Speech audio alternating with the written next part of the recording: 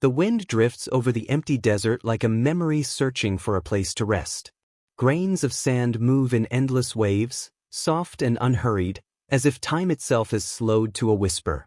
The horizon is pale gold, fading into the cool blue of a distant sky, and for a long moment, there is nothing, no sound, no movement, only silence.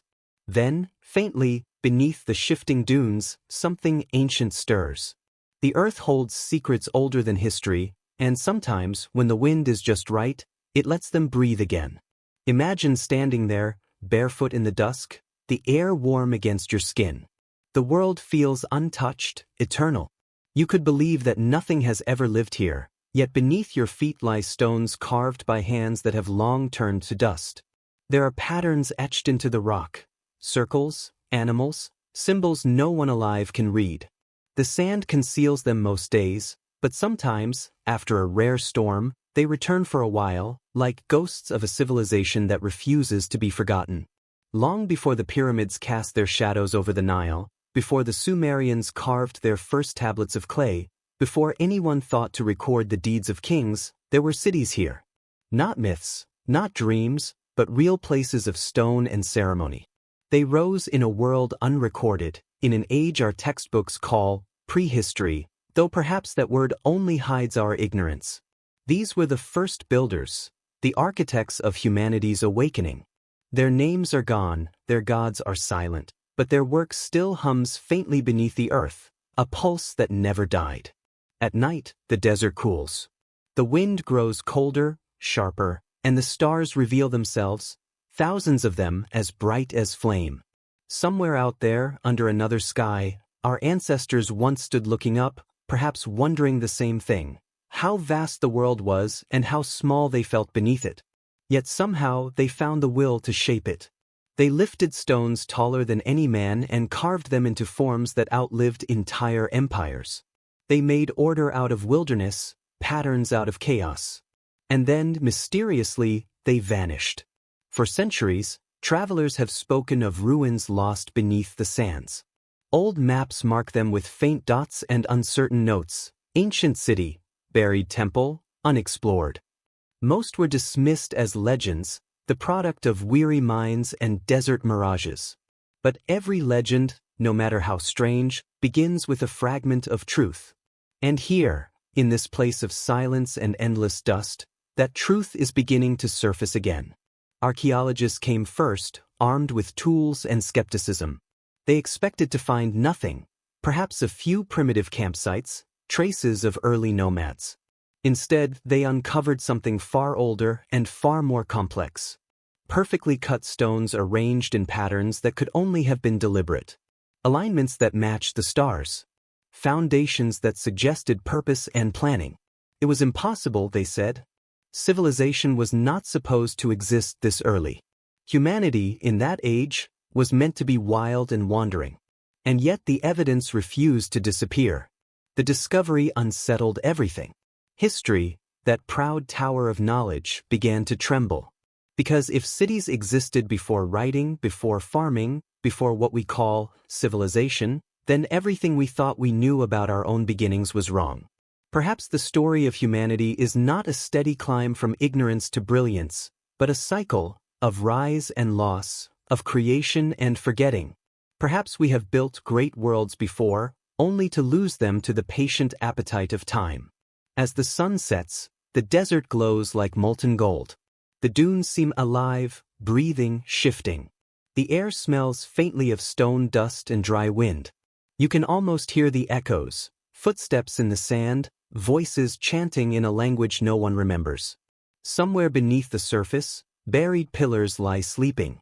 They have waited thousands of years for us to return, for us to listen. Their silence is not empty. It is heavy, full of what once was. Close your eyes for a moment. Picture the first spark of firelight flickering against those ancient walls. Imagine people gathered there, telling stories of stars and floods and gods that walked among them. Their children listening, their elders remembering. In that moment, humanity was not divided by nations or tongues. It was united by wonder. They looked at the same stars we see now, and they asked the same questions. Where did we come from? What lies beyond the horizon? What remains when we are gone? Tonight, as we journey through their lost world, we do not seek proof or legend. We seek remembrance. We travel backward through time, following the faint trail of forgotten architects who once shaped the earth with a wisdom we no longer understand. Their cities lie beneath us still, hidden but not gone, waiting for us to rediscover the first chapter of our own story. The desert keeps their secret, but if you listen closely, beyond the wind, beyond the stillness, you may hear it. The faint heartbeat of a civilization that built cities before history began and vanished without a trace. History, as we are taught to know it, begins with certainty. It begins with lines in stone, the clay tablets of Sumer, the inscriptions of kings who declared themselves the first to bring order to chaos. We trace our ancestry to those earliest civilizations, Mesopotamia, Egypt, the Indus Valley, and believe that before them there was only darkness, a primitive world of wandering tribes and simple tools. Yet, when we pause and truly look at the earth beneath our feet, that certainty begins to waver. Beneath the narrative we have accepted lies another story, older, quieter, and far less complete. Humanity, it seems, has always been haunted by beginnings. We crave an origin story, a place where time itself appears to awaken. Every culture, from the valleys of the Tigris to the peaks of the Andes, has told a version of that story, the dawn when gods shaped mankind from clay, when the first city rose from the wilderness, when light conquered endless night. And for thousands of years, we have believed that we already know when that dawn occurred, around 5,000 years ago, in the fertile plains of Mesopotamia. But what if the true sunrise of civilization happened far earlier, so early that even our oldest myths are only faint echoes of it? For much of the modern era, archaeologists built their worldviews on a clean, linear progression. Humans evolved, learned to hunt, gathered, discovered fire, tamed animals, farmed, and finally, built cities. Civilization, in this model, was a reward for slow, patient progress. But progress, as it turns out, is rarely patient. Nature does not move in straight lines, and neither does human history. What if, long before Sumer, there were cultures already practicing the art of architecture, mapping the stars, and forming organized societies, then vanishing, leaving only hints behind? This question troubles the comfortable story we have told ourselves for generations. If something came before, why did it disappear? And if it disappeared, why have we forgotten it so completely? Perhaps we have mistaken the silence of the earth for absence, when it is only concealment. The ground beneath us is not empty. It is full, layered with countless lifetimes, lost languages, and dreams reduced to dust. Imagine, for a moment, that you are standing in a modern museum. Glass cases hold pottery shards, ancient tools, figurines, and jewelry. Each label carefully explains its origin: 3000 BC, 5000 BC, Neolithic period. But beneath those dates is a great void, a black ocean of time stretching back tens of thousands of years, during which, we are told, nothing civilized occurred. And yet, all across the world, discoveries are beginning to pierce that darkness. Temples in Turkey older than the pyramids. Vast geometries cut into the Peruvian desert. Submerged ruins off the coasts of India and Japan. They speak of a humanity far older than our textbooks dare to admit. For historians, such evidence is uncomfortable. It blurs the lines between myth and reality, between legend and fact. But perhaps that blurring is the point. Myths are not born from nothing. They are memories disguised as stories, coded recollections passed through generations of survivors who watched their world collapse and remade their memories into poetry. The great floods, the sky gods, the golden ages before the fall, all might be fragments of a civilization too ancient to record itself. The narrator of time, if it could speak, might tell us that the first chapter of humanity was not written in words but in symbols, in the placement of stones, in the rhythm of rituals, in the stories told by firelight. These early builders, whoever they were, may have understood that permanence does not lie in parchment or script, but in the landscape itself. They carved their memories into mountains, their beliefs into the paths of stars. And though their cities have been erased, their intention remains. a quiet persistence woven into the fabric of our collective imagination. We see their echoes in every ancient myth of teachers who came from the sea, of knowledge bestowed by gods, of wisdom descending from the stars.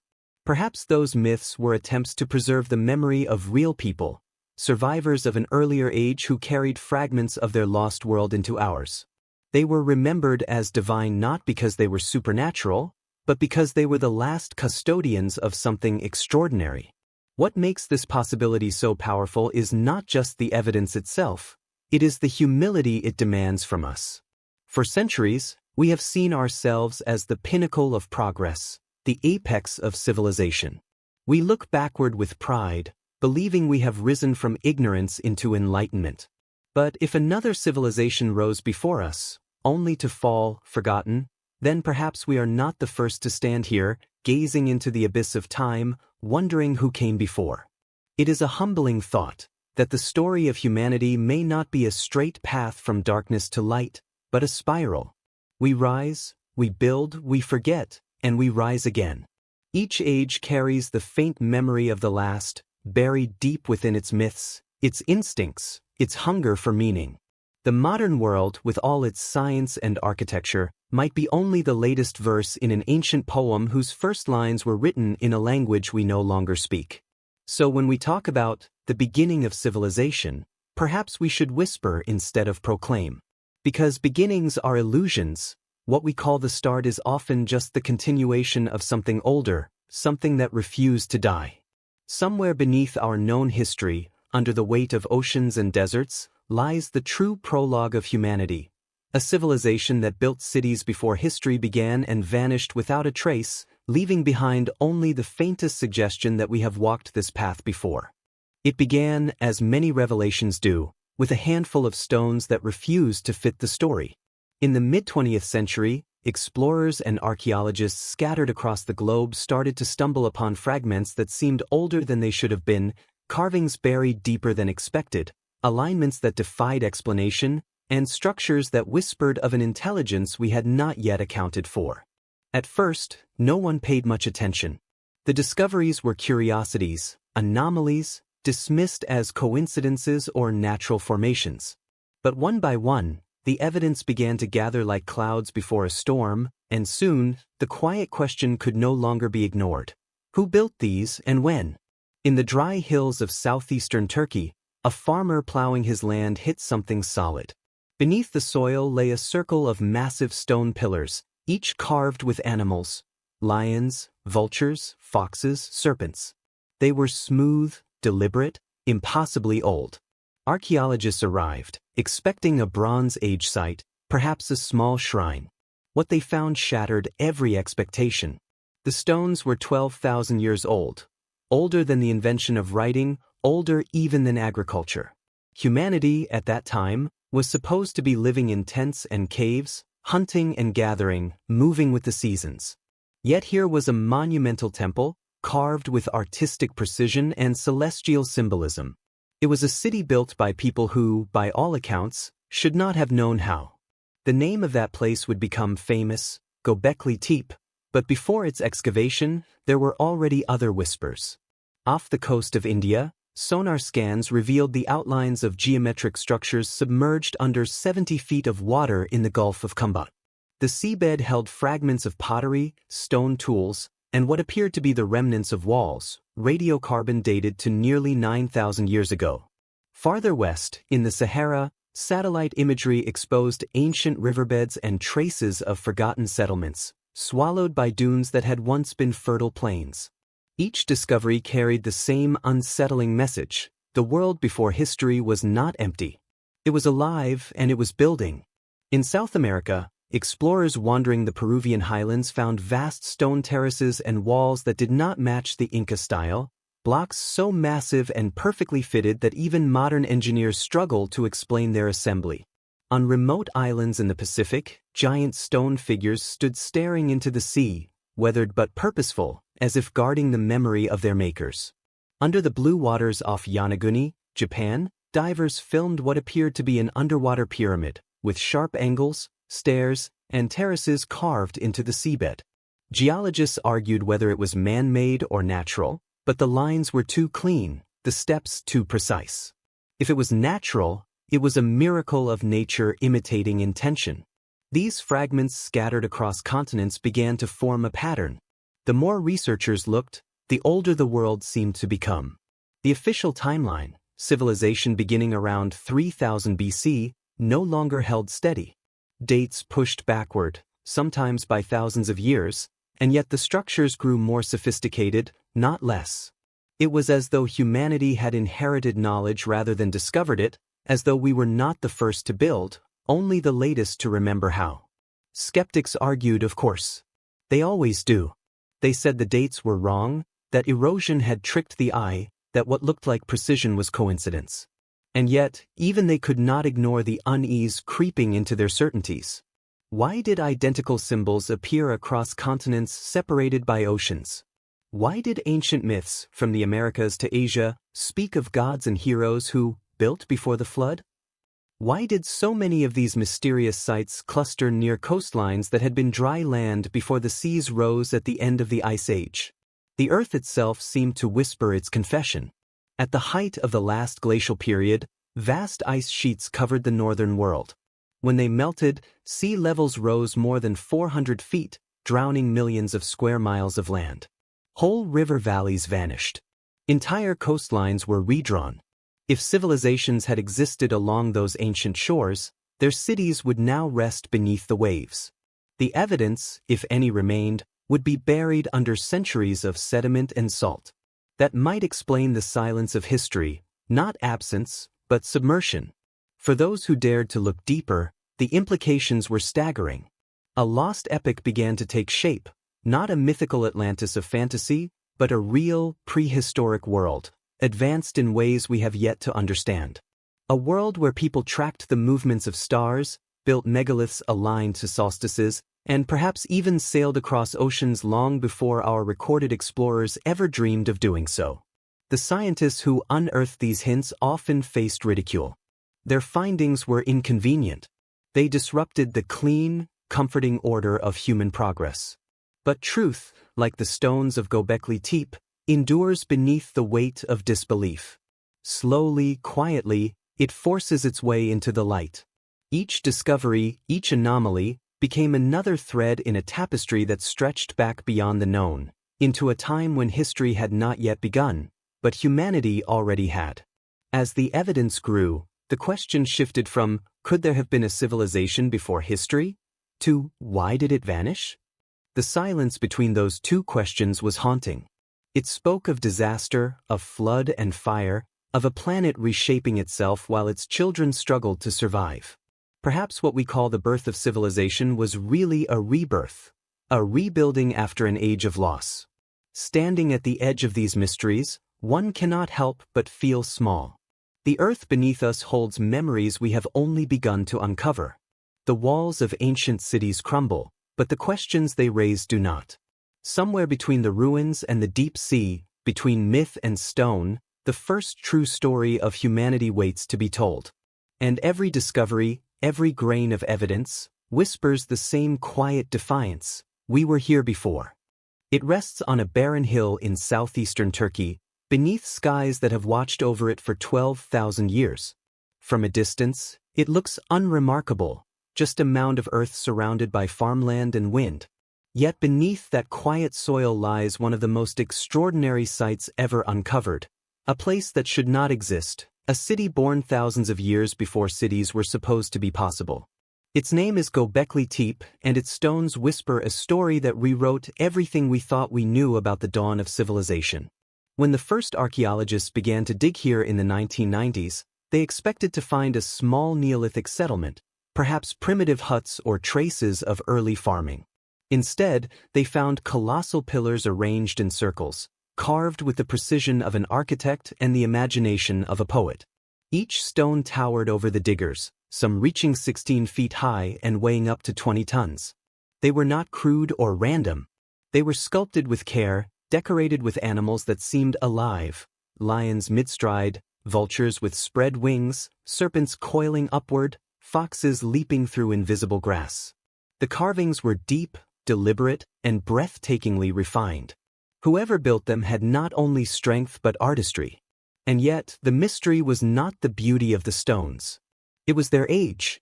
Carbon dating placed Göbekli Tepe around 9,600 BC, 7,000 years before Stonehenge, 6,000 before the pyramids, long before agriculture or writing or metallurgy. According to every history book, humans at that time were still nomadic hunter-gatherers, scattered in small bands, surviving by hunting animals and gathering wild plants. They were not supposed to have the organization or manpower to design such a structure. They were not supposed to understand astronomy or engineering. They were not supposed to build temples. And yet, there it was, a monumental sanctuary on a hill, built by hands that should have belonged to wanderers. The more scientists studied it, the stranger it became. The site was not a settlement. There were no houses, no hearths, no traces of ordinary life. It was a place of gathering, of ceremony, perhaps of worship. Some pillars stood in pairs, their tops forming gateways to an inner world. Others were arranged in perfect circles, their alignments hinting at celestial significance. At the center of each circle stood two larger pillars facing one another, as if frozen in silent dialogue. On their surfaces, faint human arms and hands were carved, suggesting that the stones themselves represented beings, guardians, deities, or ancestors. As the excavations expanded, researchers realized Göbekli Tepe had not been built once, but rebuilt many times. Over centuries, new rings were raised atop the old, each layer deliberately buried before another was constructed. It was as if every generation sealed away its sacred architecture, preserving it for eternity.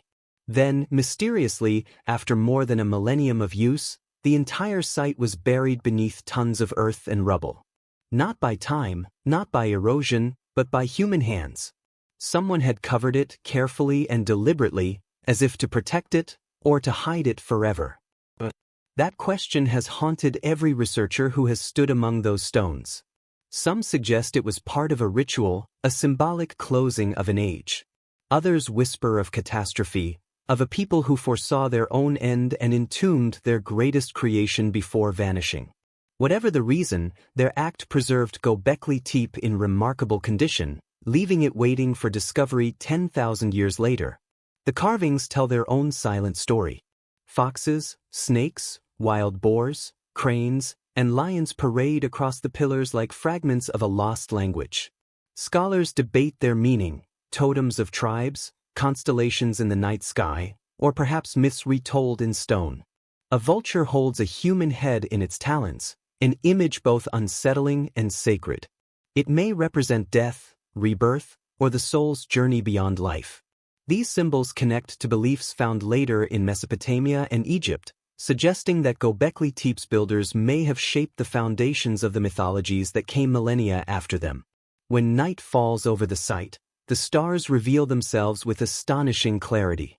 Some researchers have noted that the central pillars align with celestial points as they appeared in 10,000 BC, particularly the bright star Deneb and the constellation of Cygnus, symbols associated with the cosmic axis in later ancient traditions. Whether coincidence or design, the alignment deepens the sense that these builders possessed a profound awareness of the sky. They were not primitive. They were astronomers, engineers, artists, and mystics. Walking among those pillars today, the air feels heavy, as if time has thickened. The stones are pale and smooth to the touch, cool even under the summer sun. The site hums with a quiet gravity that draws the mind backward, beyond the reach of written history. It is difficult not to feel that something extraordinary happened here, that this hill was a threshold between worlds, a bridge between the human and the divine. Göbekli Tepe forces us to confront an unsettling possibility. Civilization did not begin with farming, it began with faith.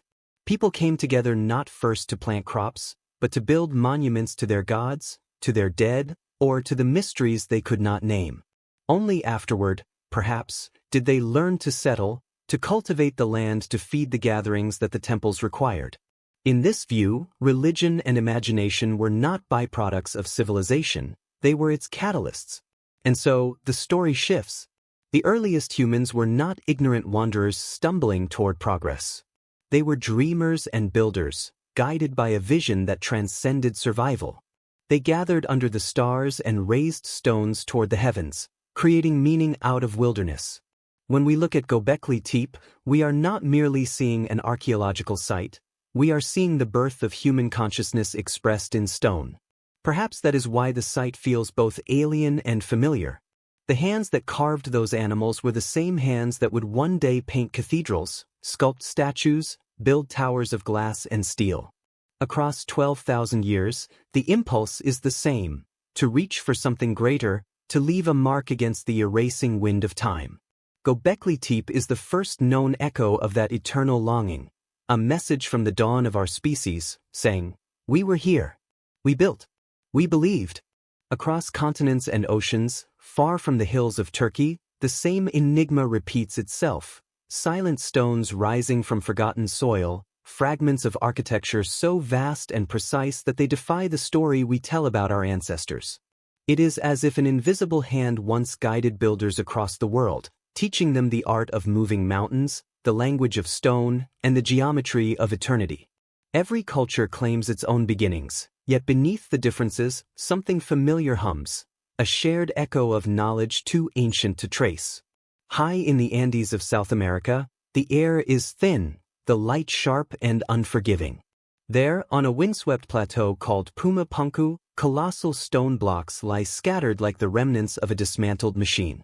Each piece is carved with such accuracy that even modern engineers marvel at it: perfect 90-degree angles, interlocking joints, smooth surfaces that look as though they were cut with laser precision.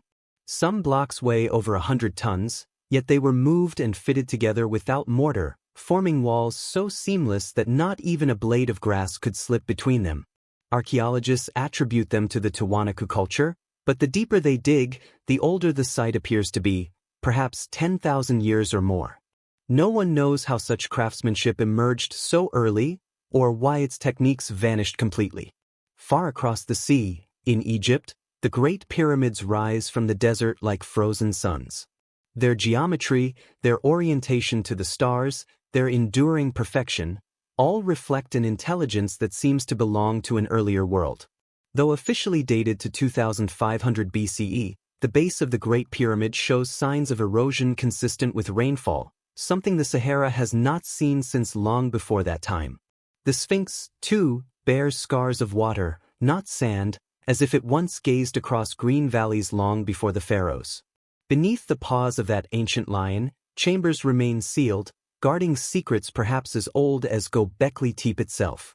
Travel west again, and the Atlantic greets you with whispers of islands that once were. On the seabed near the Azores and off the coasts of Spain and Morocco, sonar scans reveal strange rectilinear structures buried under sediment. They may be natural formations, or they may not. For centuries, sailors have told of cities glimpsed beneath the waves, of towers shimmering just below the surface before vanishing like mirages. Plato's story of Atlantis may not be literal truth, but myths often grow around faint memories of real things. Could the tale of a world lost to the sea be humanity's oldest shared recollection of a vanished civilization? In the Pacific, on Easter Island, massive stone figures, moai, stand with solemn faces turned toward the horizon. They are cut from volcanic rock, each weighing dozens of tons, and somehow transported across the island without wheels, beasts of burden, or metal tools. Their expressions are calm, timeless, as if they wait for something.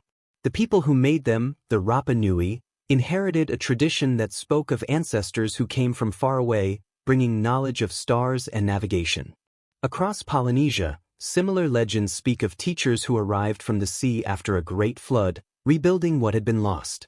Even deeper in the jungles of South America, archaeologists are now uncovering vast networks of cities, roads, canals, pyramids, and plazas, hidden beneath the Amazon canopy. LiDAR scans reveal the faint outlines of geometric settlements that once thrived where we thought only untouched wilderness existed. The forest, it turns out, may have grown over an older order, reclaiming the bones of forgotten architects. The same is happening in Cambodia, where the ruins of Angkor are now known to be just a small piece of an enormous urban network stretching for miles in every direction. Civilization, it seems, has been far more widespread and cyclical than we ever imagined. Then there are the stone circles of Britain and Ireland, Stonehenge, Avebury, Callanish, each aligned with the movements of the sun and moon. For years, scholars assumed these megaliths were isolated achievements of Neolithic farmers. But their builders shared a strikingly similar sense of proportion and astronomy with distant cultures they could never have contacted. Across thousands of miles and millennia, the same patterns appear: circles, spirals, serpents, solar alignments, and pillars reaching toward the sky. These are not coincidences, they are a language written in stone, a code left by people who knew the rhythms of earth and sky more intimately than we do today. What connects these sites is not just their grandeur, but their silence. None of them explain themselves. Their builders left no written words, no monuments to kings or conquerors. Only the stones remain, patient, enduring, indifferent to time. Each structure feels less like a declaration and more like an offering, a bridge between the human and the eternal. Their craftsmanship suggests a people driven not by vanity, but by reverence. Perhaps that is why these places feel so strangely alive. When you stand among their ruins, you can sense the same presence that lingers in ancient cathedrals or temples, a quiet intelligence that does not belong to any single age. Modern science struggles to accept the idea of a connected ancient world. Yet the evidence hums with resonance, similar myths, shared symbols, and parallel architecture scattered across every continent. It is as if fragments of a single mother civilization broke apart long ago, each culture preserving a piece of its memory, shaping it into their own myths. The serpent carved in Turkey reappears in Egypt, in the Amazon, and in the Pacific. The birdman motif repeats across cultures that never met. Even the same sacred geometries, golden ratios, celestial alignments, cosmic axes, emerge wherever humans built in stone. And so we are left to wonder, were these coincidences born of shared human intuition, or remnants of a forgotten inheritance? Did the knowledge of the ancients spread like sparks from a dying fire, carried by survivors of a lost age? The thought lingers like smoke, unprovable, yet strangely persistent. The desert winds sweep over Egypt, the Andean frost bites at Pumapunku, the sea laps against drowned ruins, and still the stones endure. They watch us come and go, generation after generation, as we argue over their purpose. Perhaps they do not need us to understand. Perhaps their silence is the message that greatness is not measured in machines or empires, but in the timeless act of building something meant to outlast memory itself. These were the forgotten giants, architects of stone and silence, who built not for their age but for eternity. In the shifting light of dawn, a soft mist coils over the stones of Göbekli Tepe, wrapping each pillar in pale breath. The air is heavy, hushed, as if the earth itself is holding a secret it cannot speak aloud. Archaeologists stand in quiet reverence, brushing away grains of soil that have hidden this place for 12,000 years. What they uncover is more than a monument. It is a mirror, reflecting a chapter of human history we were never meant to forget. For here, among these ancient pillars, lies a truth that challenges the very roots of civilization, that before the birth of cities, before the rise of agriculture, before history began, humanity built something extraordinary. When Göbekli Tepe was first discovered in the 1990s, it shattered everything we thought we knew about the ancient world. Those towering limestone pillars, some over 16 feet tall and weighing as much as 10 tons, were carved and placed with deliberate precision by people who, according to our textbooks, should not have been capable of such feats. These were supposed to be nomadic hunter-gatherers, wandering the wilds with no permanent homes, no tools of metal, and no organized religion. And yet, here they were, designing an architectural wonder, shaping sacred enclosures aligned with the stars, each stone etched with animals, symbols, and mysteries beyond decoding. The carvings are hypnotic: foxes, vultures, boars, snakes, and abstract shapes repeating like a forgotten language. Each figure seems alive, as if frozen in motion, part of a story only the ancients understood. The pillars themselves are arranged in circles, facing inward, their surfaces smoothed by countless human hands. In the center of each ring stand two larger monoliths, shaped like giant T figures, human in form, but faceless, timeless, almost divine. Were these gods? Ancestors? Guardians of a forgotten faith? No one knows.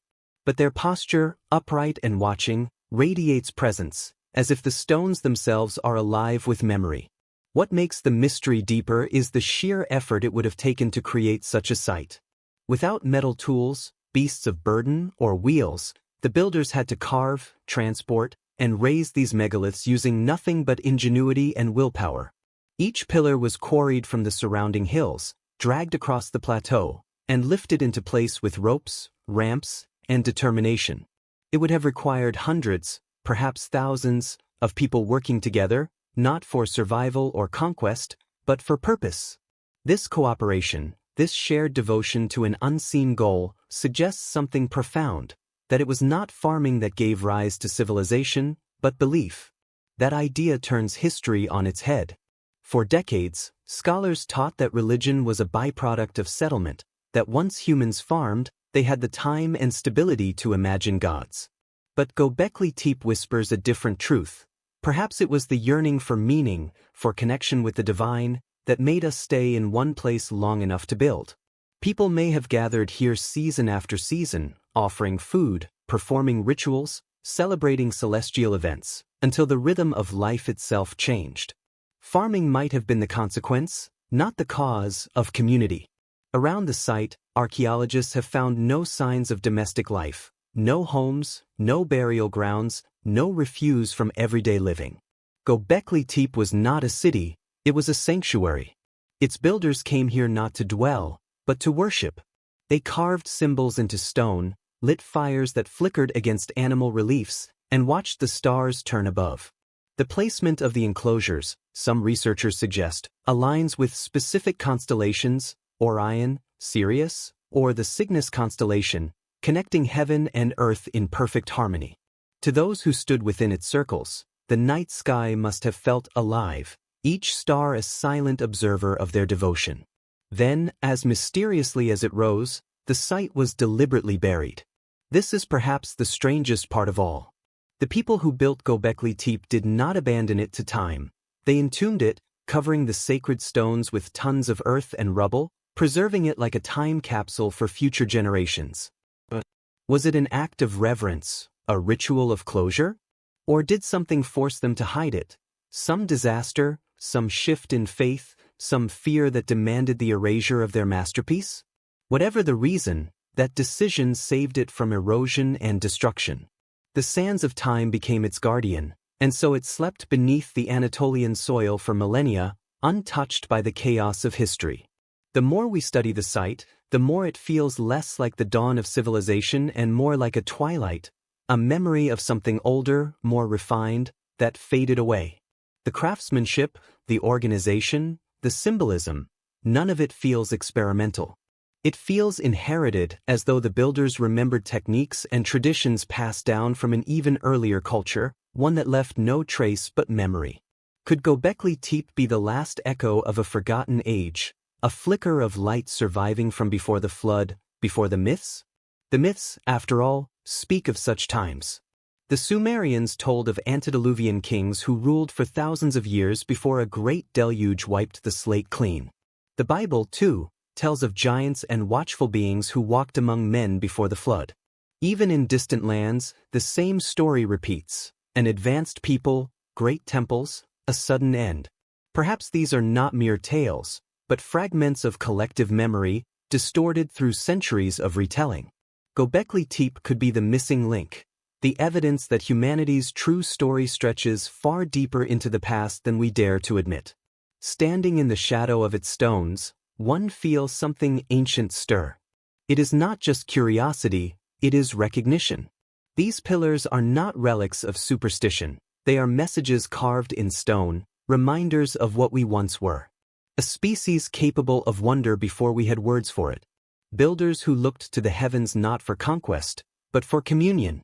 The soft wind that passes through the stones today may be the same breath that once filled their builders' lungs, a whisper from the dawn of consciousness itself. And as the archaeologists pack their tools and the sun dips low over the Turkish hills, Göbekli Tepe returns to silence. But beneath that silence, there is a pulse, a heartbeat that has never stopped. It beats in the rhythm of our myths, in the awe we feel before beauty, in the questions we cannot answer but keep asking. It beats in the stones, in the stars, in us. The civilization that built Göbekli Tepe may have vanished, but their story endures, written not in books or bones, but in the eternal language of stone and sky. When the world began to change around 10,000 BC, it was not with fanfare or fire, but with silence, the slow warming of the earth, the retreat of the glaciers, the soft return of rain to barren plains. The Ice Age was ending, and with it, the harsh world that had shaped humankind for tens of thousands of years. In its place came something new, forests thick with life, rivers rich with fish, fertile lands waiting to be sown. Across continents, scattered tribes who once chased herds through frost and tundra began to linger, to watch, to imagine. And somewhere in that shift, from surviving to belonging, humanity crossed an invisible line. Civilization did not arrive like a storm. It whispered itself into being. Göbekli Tepe may have been its first spark, but the flames spread quickly. In the valleys of the Tigris and Euphrates, nomads began to gather where water ran year-round, laying the foundations for what would become Mesopotamia. There, the soil was dark and rich, perfect for planting. Perhaps they began by accident, dropping seeds near their shelters, only to return and find green shoots pushing through the earth. That small discovery, humble as it was, changed everything. For the first time, humanity learned it could shape the rhythm of the world rather than follow it. The hunt gave way to the harvest. The wandering firelight of nomadic camps became the steady glow of hearths. Yet this transformation was not only practical, it was spiritual. Farming was more than a way to feed the body. It was a pact with nature, a dialogue with the unseen forces that made life grow. The people who once worshipped at Göbekli Tepe's stone pillars began to see divinity in the cycles of the earth itself, the seed buried in darkness, the sprout reborn in light, the eternal dance of life and decay. The first farmers were not just laborers, they were priests of the soil. Their rituals mirrored the seasons, their prayers guided the rains, their myths told of gods who died and were reborn, just as the fields were. Villages sprouted like seeds across the Fertile Crescent, Jericho, Catalhoyuk, and countless unnamed settlements lost to time. These were not yet cities, but they pulsed with communal life. People built homes of mud and reed, stored grain in clay jars, domesticated goats and sheep, and wove baskets and mats from the grasses around them. But something deeper stirred beneath the surface. As food became abundant, so did time to think, to dream, to question. With stability came curiosity, and with curiosity came memory. Humanity began to record the world, not yet in writing but in art, in patterns, in stories passed down by firelight. From the vantage of millennia, it is easy to call this progress, to see a straight path from hunter to farmer, from farmer to king. But the truth is far more complex. The transition was not smooth or sudden. Many resisted it. For those who had known the freedom of the open plains, the idea of settling, of bending life to the soil, must have felt like captivity. Some tribes continued to roam, their songs carrying memories of the old world. And in those songs, faint echoes of the lost civilization persisted, stories of builders who came before, of sacred places swallowed by time, of wisdom that could no longer be spoken. Archaeologists now know that even after Göbekli Tepe was buried, the people of Anatolia and the Levant continued building megalithic sites. Karahan Tepe, Navali Kori, and others, each slightly younger, slightly simpler, as if the knowledge were fading with each generation. The carvings grew cruder, the alignments less precise. It is as if the torch of mastery was dimming, flickering out in the dawn it had created. And yet, through that fading light, something new emerged, the blueprint of civilization as we know it. In the first true villages, people began to specialize. Some became potters, some hunters, some weavers, others spiritual leaders. With specialization came exchange, and with exchange came trade. Clay tokens marked quantities of grain and livestock, simple symbols that would one day evolve into writing itself. A web of connection formed across valleys and mountains, binding communities in shared purpose and protection. From these bonds grew hierarchy, from hierarchy, governance, and from governance, the first glimmers of organized society. But progress came with a price. The fields that once promised freedom now demanded toil. The crops required constant attention, the herds vigilance, the storehouses guards. The rhythm of life, once guided by stars and instinct, now belonged to the calendar, the harvest, the authority of those who measured and managed. For every gain, something was lost. Humanity's intimacy with the wild, the spiritual dialogue that had echoed in the stone circles of the ancients, began to fade. Where once every hill, tree, and river held sacred meaning, now they became resources to be used, counted, owned. And yet, even as the old magic dimmed, traces of it remained. The alignment of homes to the sunrise, the carving of symbols on household walls, the rhythmic patterns in pottery, all were silent continuations of an older language. These were people caught between worlds, remembering the songs of their ancestors but dreaming of something larger, something permanent. The idea of permanence itself, the desire to last beyond a lifetime, was new. And it was that desire that would soon give birth to temples, cities, and empires.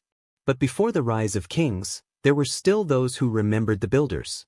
In hidden valleys and high hills, smaller shrines appeared, circles of stone, altars aligned to the stars, each one an echo of Göbekli Tepe. These places suggest that the ancient faith did not die, it evolved, adapting to the needs of a new world. Where once great pillars reached for the heavens, now humble stones marked the turning of the seasons. The people still looked upward, still whispered to the stars, but their prayers were quieter, their meanings buried beneath the routines of daily life. Civilization was being born, but its soul was still half asleep, dreaming of the world it had left behind. As the rivers rose and the forests spread, humanity stood on the edge of transformation. We had learned to shape the world, but not yet ourselves. The knowledge that built Göbekli Tepe had slipped through our fingers, becoming myth, memory, legend. And in its place, a new story began, one that would lead to the first true cities, to writing, to kings and gods carved in stone. Yet deep beneath it all, buried like the pillars of the temple on the hill, lay the foundation of everything to come. The ancient hunger to create, to connect, to build something that would endure long after we were gone. The dawn of the first cities came not as a sudden revolution, but as a quiet accumulation of miracles, small decisions, tiny acts of cooperation, each one stacking upon the last like stones in a wall. What began as clusters of families by fertile rivers gradually swelled into thriving communities, and then into something the world had never seen before, urban life. The air around these places shimmered with change. Smoke from 1,000 hearths rose into the sky, and for the first time in history, humanity had built a home not just for the body, but for the mind. The city of Uruk in what is now southern Iraq was one of the first to rise. To stand there, 6,000 years ago, would have been to witness the birth of organized civilization itself. Mud brick walls stretched across the horizon, towering temples crowned the center, and marketplaces thrummed with life. People spoke in dozens of dialects, traded in obsidian, lapis lazuli, and copper, and offered food to gods whose names still shimmer faintly through the veil of time: Inanna, Anu, Enki. It was here that writing was born, carved into wet clay with a reed stylus, the first attempt to trap the voice of memory before it could fade into air.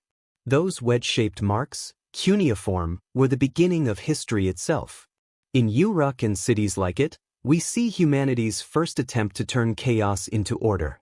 Streets ran in deliberate lines, irrigation channels divided the land with precision, and temples rose at the exact center, symbols of divine symmetry. The gods no longer lived in the forests or the stars. They lived in architecture, in geometry, in the rhythm of construction. Civilization had become a reflection of the cosmos itself, built to mirror the heavens. Every ziggurat, every temple stairway, was a ladder between earth and sky, a physical bridge to the divine.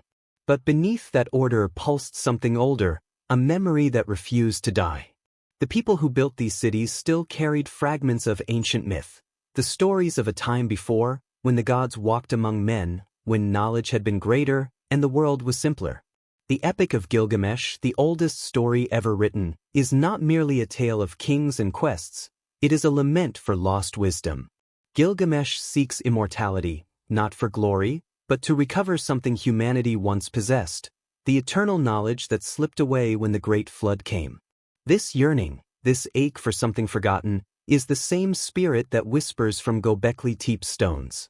Civilization, for all its progress, was still haunted by the ghost of its own beginnings. The priests of Uruk watched the stars from the tops of their ziggurats, charting their movements with exquisite care. Their calendars, their rituals, their architecture, all aligned to the cycles of heaven. They measured time, tracked the solstices, and marked the equinoxes, continuing the cosmic language once carved into stone by the ancients. What had been mystical became mathematical, yet the purpose was the same: to understand humanity's place in the vast, breathing rhythm of the universe. Even as technology advanced, the old reverence remained, disguised as astronomy and geometry. Science was not yet separate from faith, it was faith made visible. As the centuries passed, cities multiplied. Eridu, Uar, Lagash, Kish, each a jewel in the cradle of civilization. Their walls rose higher, their temples grander, their art more intricate. Kings emerged, claiming divine right, their rule sanctified by the gods they served. The first laws were written, inscribed in stone for all to see, an eternal covenant between ruler and ruled. The idea of permanence, once a spiritual ideal, became political. Civilization had given humanity control over its world, but also control over one another.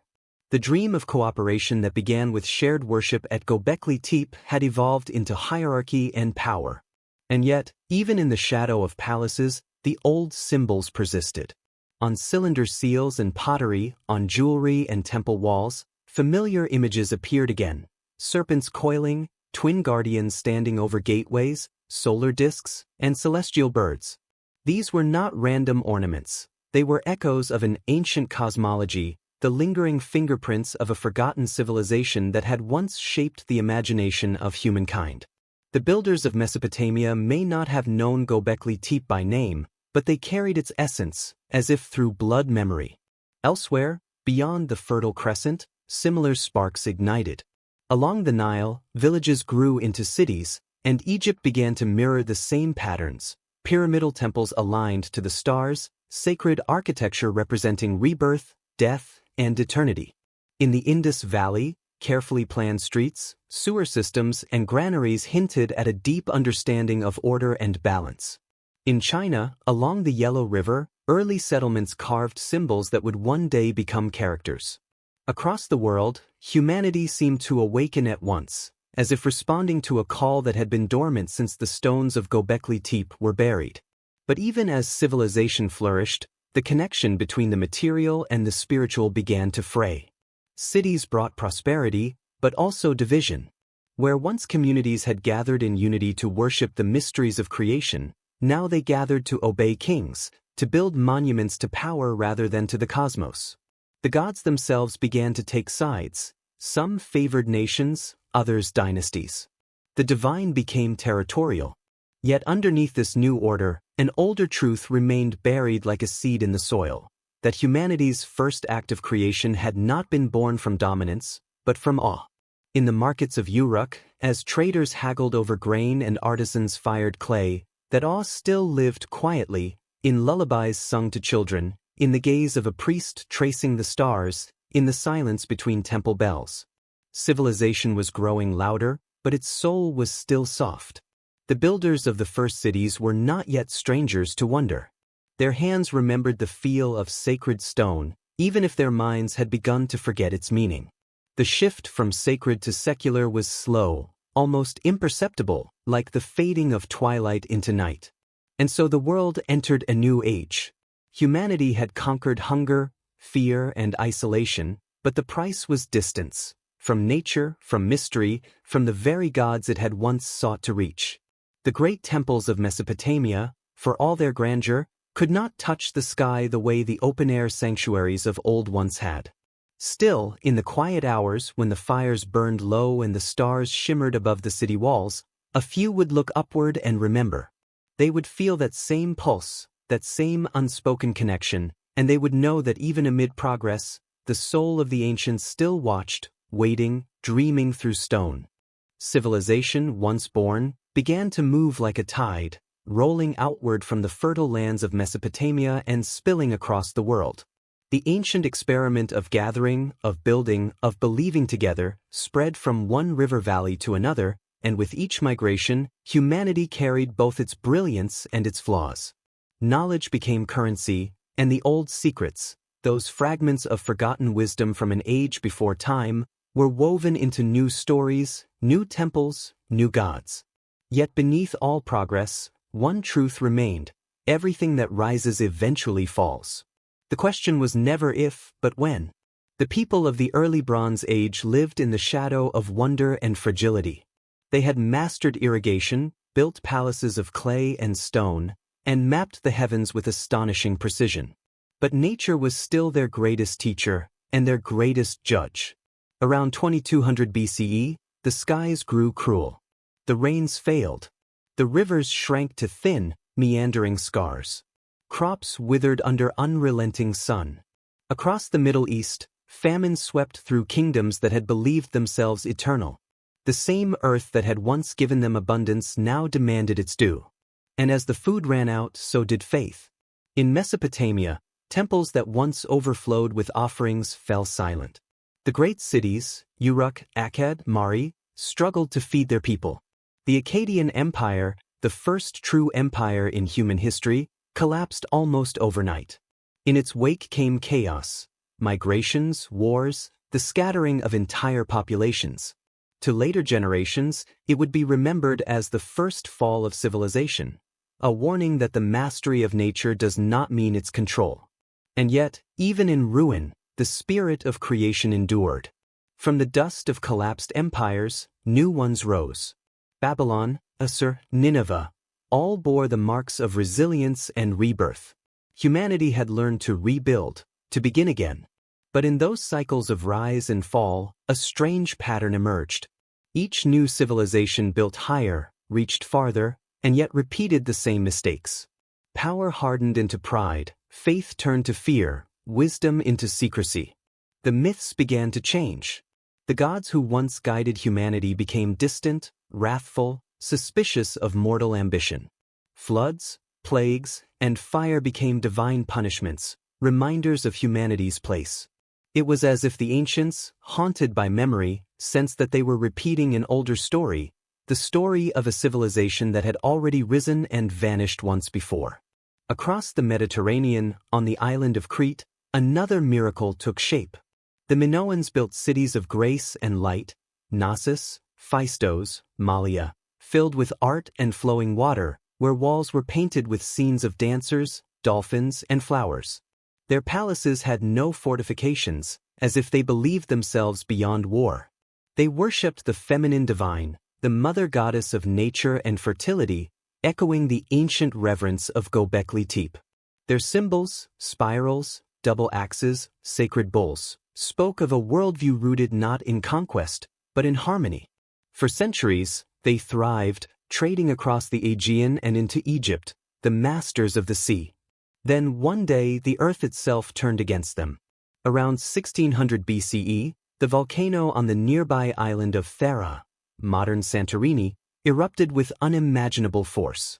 Ash blotted out the sun, waves as high as mountains smashed against Crete's shores, and the Minoan world crumbled beneath the weight of fire and sea. Some fled, others vanished. The survivors scattered across the Mediterranean, their stories slowly mutating into legend. Centuries later, Greek philosophers would tell of a once great island civilization destroyed in a single day, a land of advanced knowledge swallowed by the ocean. Atlantis. The fall of the Minoans was not unique. Across the world, the same rhythm played out again and again. In the Indus Valley, the great cities of Harappa and Mohenjo-daro, meticulously planned with drainage systems and grid-like streets, fell to drought and shifting rivers. In Egypt, dynasties rose and fell with the flooding of the Nile, their power tied to a river that gave and took life in equal measure. In China, the early dynasties were born from floodplains that could turn to chaos overnight. Everywhere, nature reminded humanity of its fragility, as if the earth itself guarded the balance between creation and hubris. And yet, amid these cycles of ruin, something profound began to emerge. Human memory deepened. Each fall became a lesson, each survival a seed of renewal. The myths that once served as warnings became repositories of wisdom. The flood stories told across continents, the Sumerian Isidra, the Hebrew Noah, the Hindu Manu, the Aztec Coxcox, may have been more than allegories. They were reminders of a truth buried in time, that humanity had been through this before. That long before recorded history, a greater civilization may have risen and fallen, its survivors scattering, carrying fragments of knowledge to the corners of the world. By the late Bronze Age, around 1200 BCE, the world once more stood at the height of complexity. Trade routes spanned continents. Empires connected east and west in a vast web of commerce and culture. Mycenaean Greece, Hittite Anatolia, New Kingdom Egypt, all flourished together. And then, within a single century, they all collapsed. Cities burned. Writing systems disappeared. Populations shrank. The world plunged into darkness, the Bronze Age collapse. To this day, historians cannot fully explain it. War, famine, climate change, invasions, all played a part, but something deeper seems to whisper beneath it. The pattern was too perfect, too familiar, as if an unseen rhythm was resetting the clock once again. Out of that darkness, new cultures emerged, the Greeks, the Israelites, the Persians.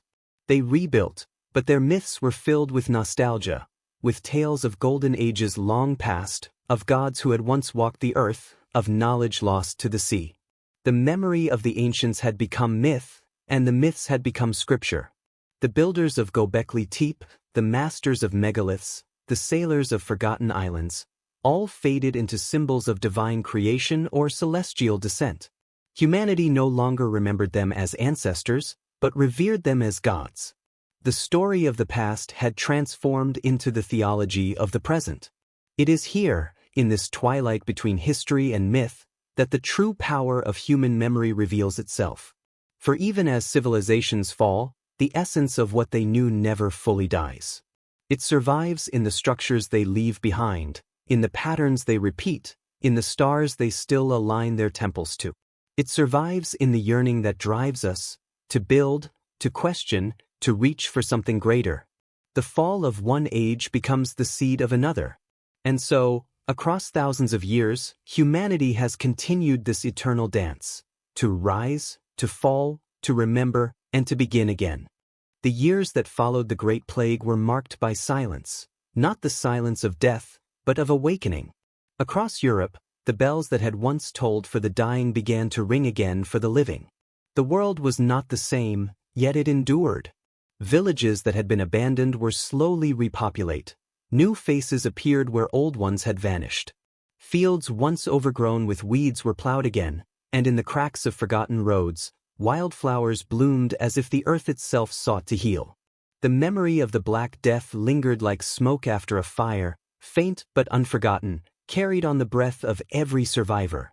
In the castle that had once hosted the grand feast, life returned cautiously. The walls still bore the shadows of loss, but they no longer felt like tombs. Servants once again filled the kitchens, though fewer than before, their hands trembling not from fear but from disbelief that they were still alive. The great hall, once filled with laughter and then with silence, now echoed with the soft murmur of new beginnings. Fires burned in the hearth, bread baked in the ovens, and the smell of life, warm, earthy, imperfect, began to seep into the stones. The queen moved through these halls with quiet grace, her steps slow and thoughtful.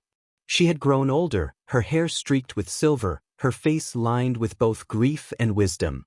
Yet in her eyes, there was a strange peace, the kind that comes not from forgetting, but from surviving. She no longer wore the jewels that once marked her as untouchable. Instead, she dressed in simple linen and wool, her crown resting in a wooden chest somewhere deep within the keep. To the people, she was no longer just a queen. She was the keeper of memory, a living testament to what had been lost and what had endured. One morning, she walked to the garden where the roses had once bloomed before the sickness came. The soil there was still dark and rich, though much of it had lain untouched for years. She knelt down and pressed her hands into the earth. It was cold, but not dead. Around her, the world hummed faintly with the sound of life returning, the rustle of birds, the soft trickle of water thawing in the fountains, the sigh of wind that no longer carried ash. She dug her hands into the soil and planted the first seeds of the new season. For her, it was not just an act of gardening, it was prayer. The people began to rebuild with the same quiet devotion. The old markets opened once more, though the crowds were thinner and the laughter gentler. Children who had been born after the plague grew up hearing stories of it, of the time when the streets had been empty, when even the church bells had fallen silent. To them, it sounded like a legend, too distant to be real. But the elders remembered. When they spoke of it, their voices softened, as though they were speaking of ghosts. And in a way, they were. Beyond the castle, the countryside had changed. Entire villages had vanished, their stone walls swallowed by moss and ivy. The forests had crept closer, claiming the fields once tamed by human hands. Travelers passing through would sometimes stop and stare at the ruins, listening to the wind that whispered through the broken arches and doorways. They ate like kings, some would say, before the sickness came.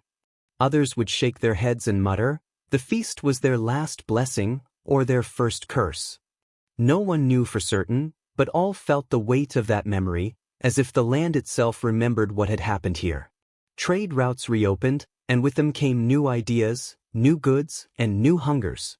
Those who survived were not the same as those who had lived before. They had seen how fragile power was, how quickly gold could turn to dust, how even kings could bleed. A strange kind of humility spread across the continent, a quiet understanding that the feast had ended, but the hunger for life remained. Faith changed too.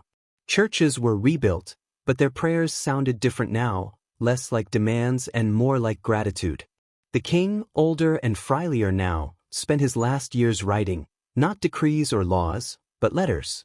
Letters to the dead, to his ancestors, to the children who would inherit the world he no longer understood. He wrote about the feast, about the laughter, about the moment when he still believed the world was unshakable. He confessed his fears and his failures, his pride and his shame.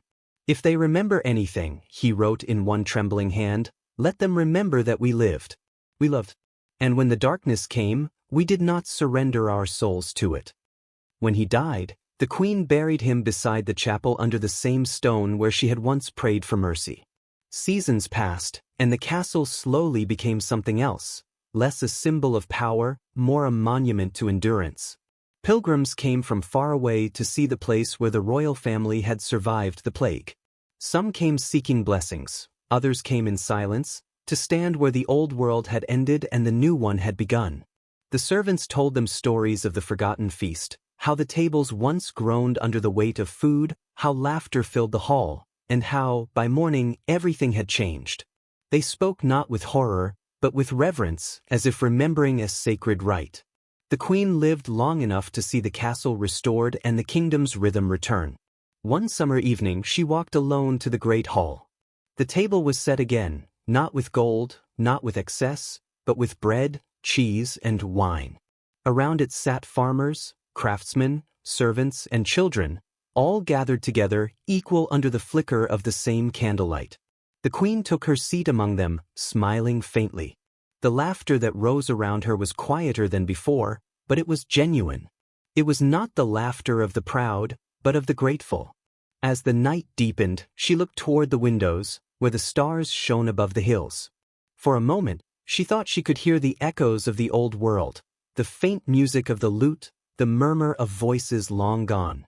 She closed her eyes and let the sound fade into memory. Then, with a steady breath, she whispered to herself, the feast has ended, but the living remain. Outside, the fields glowed faintly under the moonlight, their crops swaying like waves. Somewhere beyond the valley, a church bell rang, not for mourning, not for warning, but for peace. The forgotten feast had become legend, and through that legend, life found its meaning again. Centuries passed, and the great castle stood as both ruin and monument, a sentinel of memory against the slow erosion of time. The once golden banners had long since turned to dust, the walls worn smooth by rain and wind.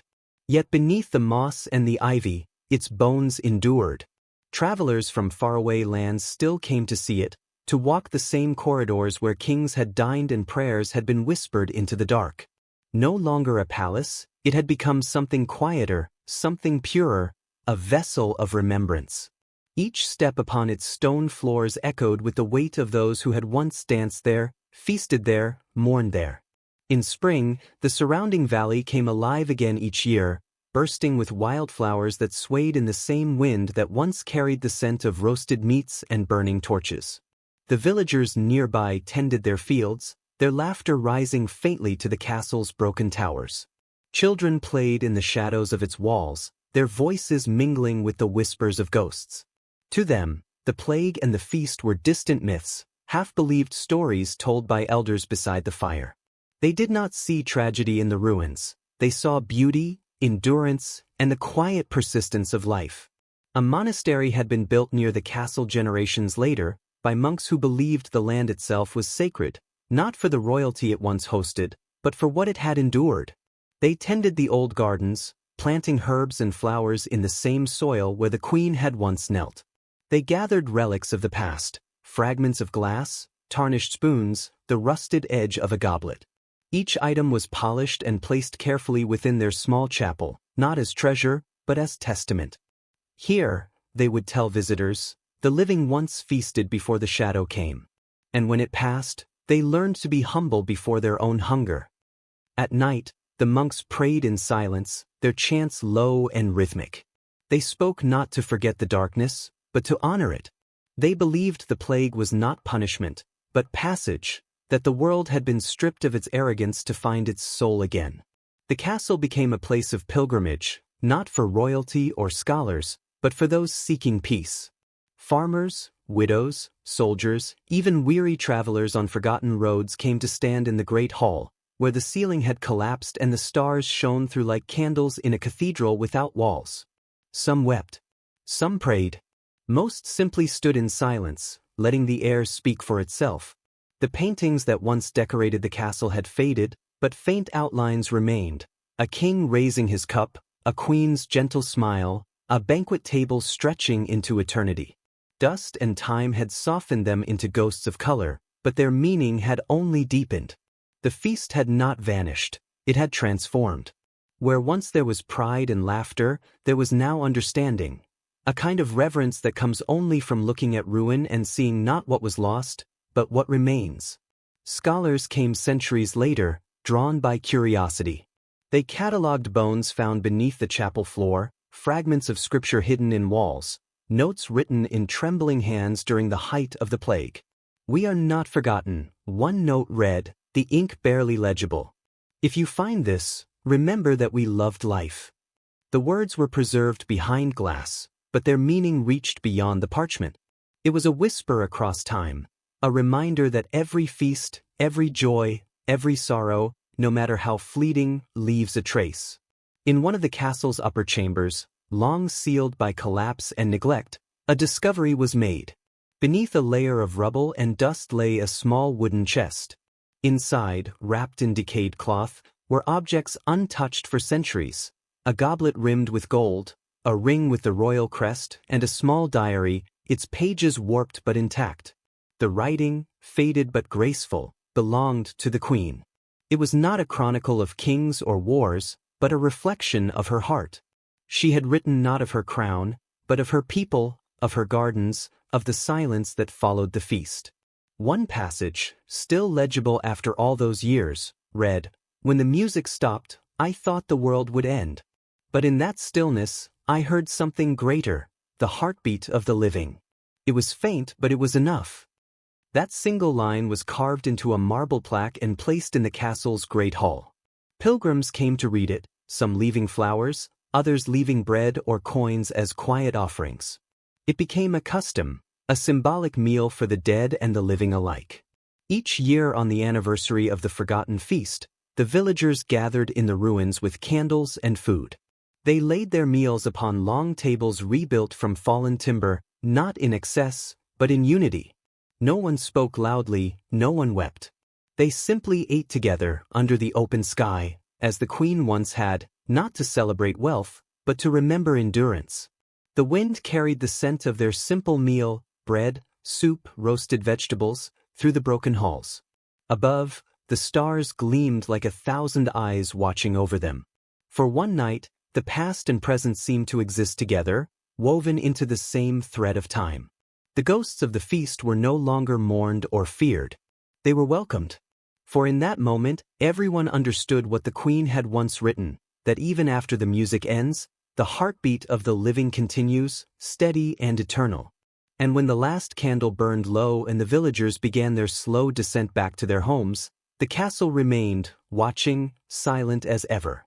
Its stones, though cracked and ancient, glowed faintly in the starlight, as if they still remembered the warmth of that long-ago evening, the laughter, the fear, the silence, and the fragile beauty of survival. The forgotten feast had not been forgotten at all. It had become something greater, a bridge across centuries, a reminder that every moment of life, no matter how fleeting, echoes forever in the halls of time. Centuries passed, and the great castle stood as both ruin and monument, a sentinel of memory against the slow erosion of time. The once golden banners had long since turned to dust, the walls worn smooth by rain and wind. Yet beneath the moss and the ivy, its bones endured. Travelers from faraway lands still came to see it, to walk the same corridors where kings had dined and prayers had been whispered into the dark. No longer a palace, it had become something quieter, something purer, a vessel of remembrance. Each step upon its stone floors echoed with the weight of those who had once danced there, feasted there, mourned there. In spring, the surrounding valley came alive again each year, bursting with wildflowers that swayed in the same wind that once carried the scent of roasted meats and burning torches. The villagers nearby tended their fields, their laughter rising faintly to the castle's broken towers. Children played in the shadows of its walls, their voices mingling with the whispers of ghosts. To them, the plague and the feast were distant myths, half-believed stories told by elders beside the fire. They did not see tragedy in the ruins. They saw beauty, endurance, and the quiet persistence of life. A monastery had been built near the castle generations later, by monks who believed the land itself was sacred, not for the royalty it once hosted, but for what it had endured. They tended the old gardens, planting herbs and flowers in the same soil where the queen had once knelt. They gathered relics of the past, fragments of glass, tarnished spoons, the rusted edge of a goblet. Each item was polished and placed carefully within their small chapel, not as treasure, but as testament. Here, they would tell visitors, the living once feasted before the shadow came. And when it passed, they learned to be humble before their own hunger. At night, the monks prayed in silence, their chants low and rhythmic. They spoke not to forget the darkness, but to honor it. They believed the plague was not punishment, but passage, that the world had been stripped of its arrogance to find its soul again. The castle became a place of pilgrimage, not for royalty or scholars, but for those seeking peace. Farmers, widows, soldiers, even weary travelers on forgotten roads came to stand in the great hall, where the ceiling had collapsed and the stars shone through like candles in a cathedral without walls. Some wept. Some prayed. Most simply stood in silence, letting the air speak for itself. The paintings that once decorated the castle had faded, but faint outlines remained. A king raising his cup, a queen's gentle smile, a banquet table stretching into eternity. Dust and time had softened them into ghosts of color, but their meaning had only deepened. The feast had not vanished, it had transformed. Where once there was pride and laughter, there was now understanding. A kind of reverence that comes only from looking at ruin and seeing not what was lost, but what remains. Scholars came centuries later, drawn by curiosity. They catalogued bones found beneath the chapel floor, fragments of scripture hidden in walls, notes written in trembling hands during the height of the plague. "We are not forgotten," one note read, the ink barely legible. "If you find this, remember that we loved life." The words were preserved behind glass, but their meaning reached beyond the parchment. It was a whisper across time, a reminder that every feast, every joy, every sorrow, no matter how fleeting, leaves a trace. In one of the castle's upper chambers, long sealed by collapse and neglect, a discovery was made. Beneath a layer of rubble and dust lay a small wooden chest.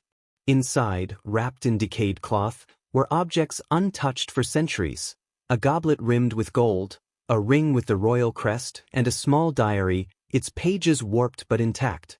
The writing, faded but graceful, belonged to the queen. It was not a chronicle of kings or wars, but a reflection of her heart. She had written not of her crown, but of her people, of her gardens, of the silence that followed the feast. One passage, still legible after all those years, read, "When the music stopped, I thought the world would end. But in that stillness, I heard something greater, the heartbeat of the living." It was faint, but it was enough. That single line was carved into a marble plaque and placed in the castle's great hall. Pilgrims came to read it, some leaving flowers, others leaving bread or coins as quiet offerings. It became a custom, a symbolic meal for the dead and the living alike. Each year on the anniversary of the forgotten feast, the villagers gathered in the ruins with candles and food. They laid their meals upon long tables rebuilt from fallen timber, not in excess, but in unity. No one spoke loudly, no one wept. They simply ate together under the open sky, as the queen once had, not to celebrate wealth, but to remember endurance. The wind carried the scent of their simple meal, bread, soup, roasted vegetables, through the broken halls. Above, the stars gleamed like 1,000 eyes watching over them. For one night, the past and present seemed to exist together, woven into the same thread of time. The ghosts of the feast were no longer mourned or feared. They were welcomed. For in that moment, everyone understood what the queen had once written, that even after the music ends, the heartbeat of the living continues, steady and eternal. And when the last candle burned low and the villagers began their slow descent back to their homes, the castle remained, watching, silent as ever. Its stones, though cracked and ancient, glowed faintly in the starlight, as if they still remembered the warmth of that long-ago evening, the laughter, the fear, the silence, and the fragile beauty of survival. The forgotten feast had not been forgotten at all. It had become something greater, a bridge across centuries, a reminder that every moment of life, no matter how fleeting, echoes forever in the halls of time. And now, as our story draws to a close, the echoes of that first civilization seem to stir once more in the depths of human awareness. It is as if we stand at the edge of remembering, poised between what we think we know and what we have always felt. The more we uncover about the ancient world, the clearer it becomes that we are not discovering the past, we are returning to it.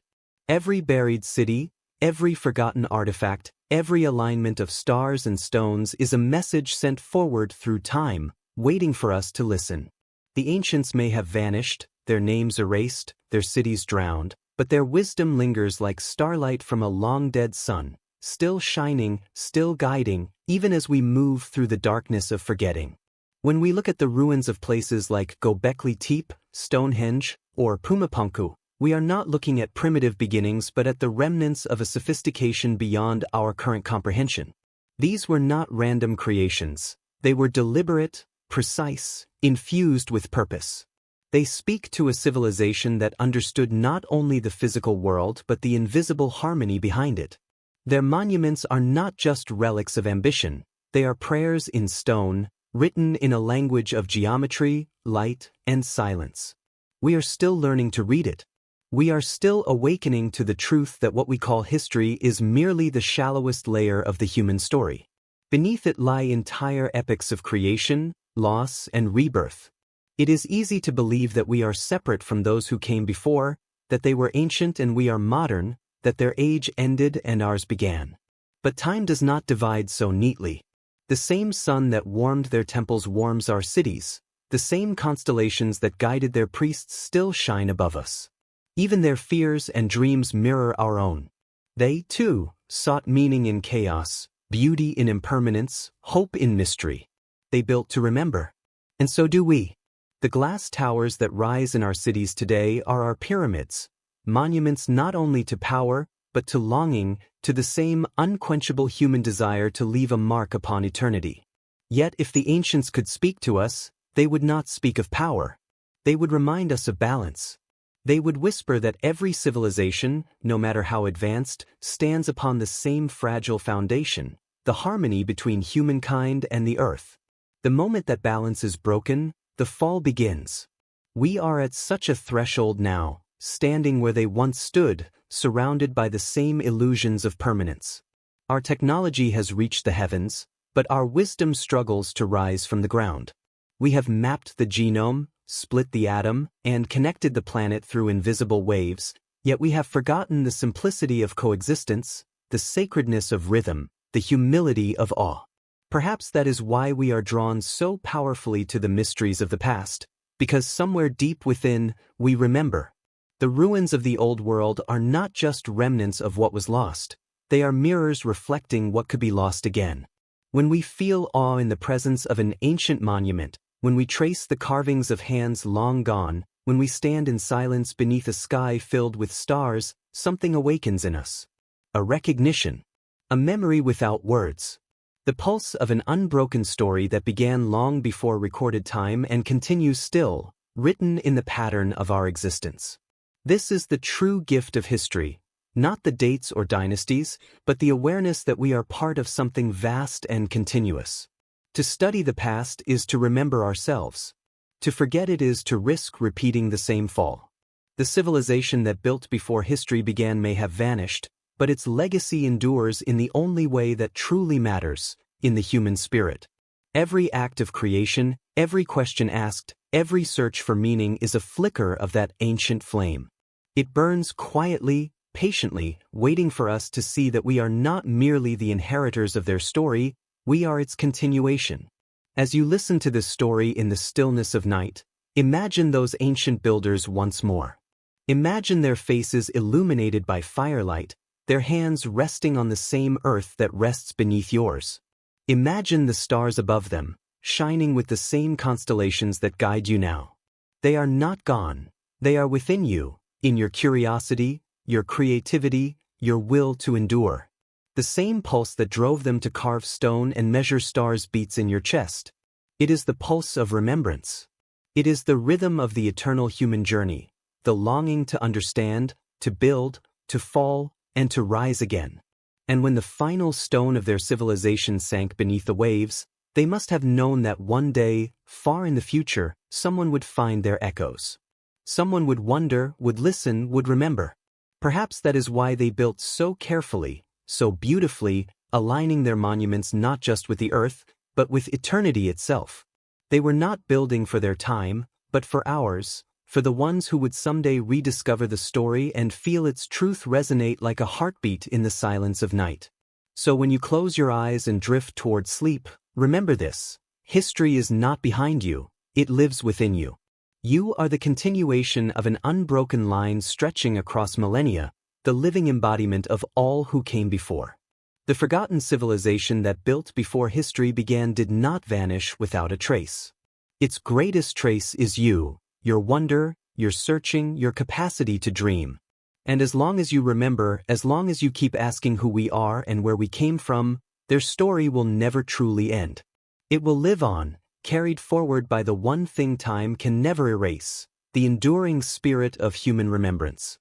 Centuries later, when historians walked the same valley with careful steps and quiet wonder, they found traces of that vanished world beneath the grass. A fragment of carved stone, a rusted chalice, the faint outline of a hearth long cold, each relic whispered of lives once vivid. The scholars spoke in measured tones, writing notes and drawing maps, but in the hush between their words, something deeper stirred. The wind that swept across the ruins carried with it a strange warmth, as if the valley itself remembered. They said the soil felt alive, that when the evening sun dipped low, the light turned golden and still, touching every stone like an old friend.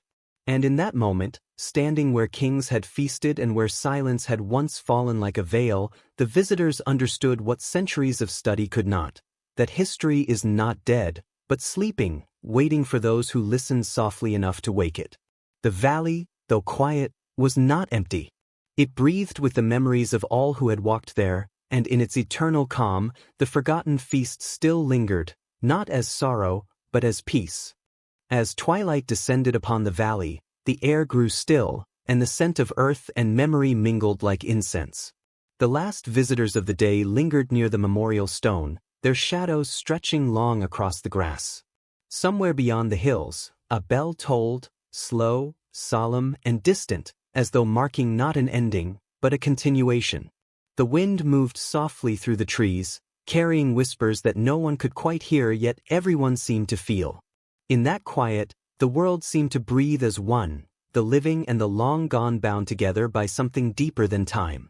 A candle flickered beside the Queen's words, its flame trembling in the dusk, and for a brief moment, it seemed as if the light bent toward the earth, a gentle nod from the past to the present. Then the sky darkened fully, stars emerging like the memories of ages long faded. The valley fell into peace again, timeless and eternal, holding within it all that once was and all that would ever be. And in the hush between the stars and the soil, the heart of the forgotten feast continued to beat, quiet, steady, everlasting.